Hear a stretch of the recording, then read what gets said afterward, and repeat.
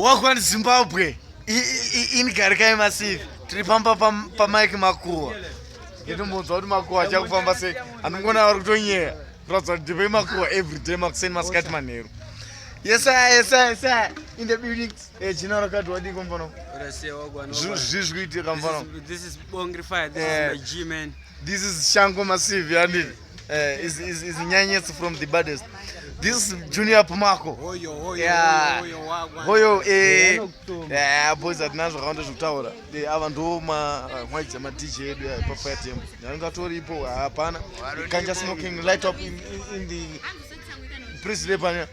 You're big up secrets. Okay. Mabara.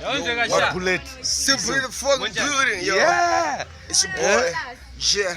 Inzonze tatanga taroma mabiyamba tarowa panango sipa who boys ndabandazo kowa my drugs asibo please yo mashua wonandiri kunongedzwa never kadzi ve makuba my drugs ari bo futhi mashua wonandiri boys katoma jua on the way kumpumula kwa Kepler ndikuiza club soda chero ndine juice nigga boys suru and tsengeke Abujamal ndo Abujamal boys wese nyangu zwawasina